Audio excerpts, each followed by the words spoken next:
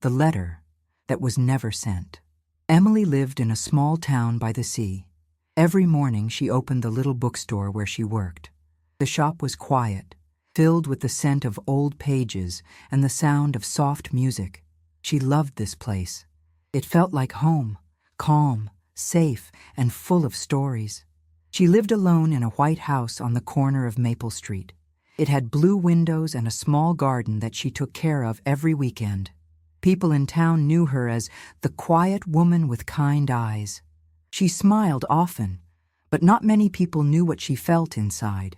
Every night, before bed, Emily sat by her desk and wrote letters.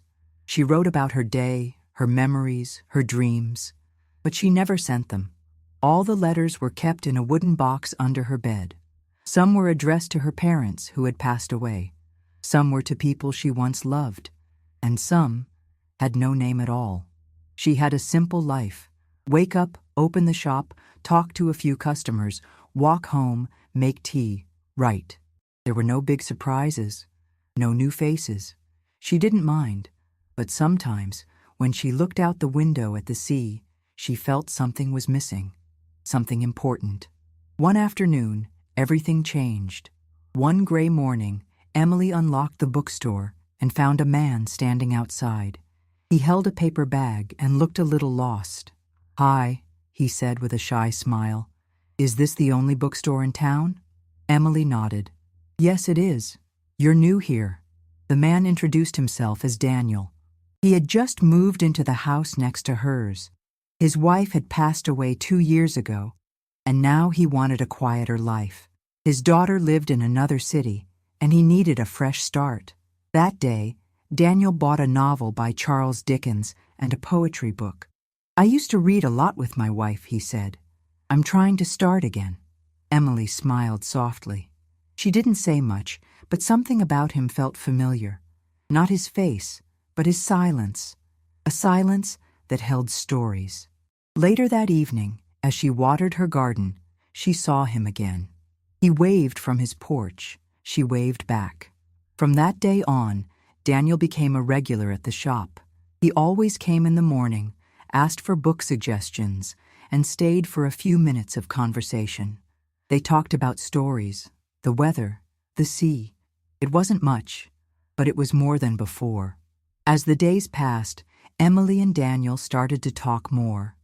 He brought her coffee some mornings, and she saved books she thought he might enjoy. He had a calm voice and gentle hands, and he always listened with care. One rainy Saturday, the power went out in the bookstore. Daniel was there, choosing a new novel. Emily lit a few candles and made tea in the back room. They sat by the window, watching the rain fall hard on the street. "I like it here," he said softly. "It feels peaceful." Emily smiled. "Me too." That afternoon, something changed. They weren't just neighbors or two people who liked books. There was a quiet connection, something unspoken but strong. They didn't need big words. Just being there was enough. They began taking short walks by the sea. Sometimes they talked about the past. Sometimes they didn't talk at all. Once Daniel showed her an old photo of his wife. Emily didn't ask questions. She just nodded and stayed close. At night, Emily wrote more letters. Now, many of them were about Daniel, about the way he looked at the ocean, the way he laughed softly, the way her heart felt different when he was near. She never gave him any of the letters, but each word was honest. It was a cold morning in November when Daniel came into the shop with a different look in his eyes. He held a letter in his hand and placed it gently on the counter. "My daughter wants me to move closer to her," he said. "She's expecting a baby. I think I should go." Emily felt her heart sink, but she didn't let it show. She nodded and smiled, the same way she always did. "That's good," she said. "Family is important." Daniel looked at her for a moment, as if he wanted to say more, but he didn't. He just thanked her for all the books and for being a friend. Then he left. That night, Emily sat at her desk and stared at the blank page. Her hands trembled. Then she began to write, slowly, carefully, the most honest letter she had ever written. She told him everything, how his presence had changed her quiet world, how she had missed the sound of laughter before he arrived, how she wished he would stay. She didn't cry, she just wrote.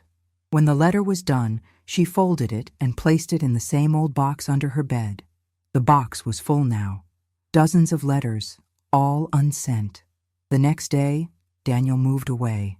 After Daniel left, the town felt different. The bookstore was the same, the sea was the same, but Emily felt emptier inside. She still opened the shop each morning, smiled at the customers, and walked home in the evening. But now, there was a quiet sadness in everything. She stopped writing letters for a while. The wooden box stayed under her bed, untouched. The last letter, the one she wrote for Daniel, was the only one she thought about. Sometimes she walked by his old house. It was empty, the garden full of leaves. No warm lights in the windows, no soft music from the porch, just silence. At night, Emily sat by the window and looked at the sky. She wondered if Daniel had read between the lines of their conversations, if he had ever felt what she felt, if maybe she should have given him the letter. But the moment was gone. Winter came, bringing cold winds and shorter days. Emily wrapped herself in a thick coat and continued her life. The pain didn't scream. It just stayed quietly in her chest, like a forgotten song. Still, every time she passed the sea, she remembered his voice, the way he said, "It feels peaceful here." And in her heart she whispered, "It felt like home when you were near." Spring arrived quietly. The air felt softer, and small flowers began to grow near the sidewalks. Emily started writing letters again, not every night, but sometimes, when the silence felt too heavy. One afternoon, while she was arranging books near the window, the doorbell rang. She turned, expecting a regular customer. It was Daniel. He looked a little tired, but his eyes were warm. In his hand, he held a book, one she had given him months ago, a poetry book with a green cover. "I found something," he said, "inside this book." Emily's heart stopped for a second. He opened the book and pulled out a folded piece of paper, the letter, the one she thought she had kept safe in the box. She had no idea how it ended up in that book. Maybe she slipped it there by mistake. Maybe it was meant to be found. "I read it," he said, "every word." She didn't speak. She couldn't.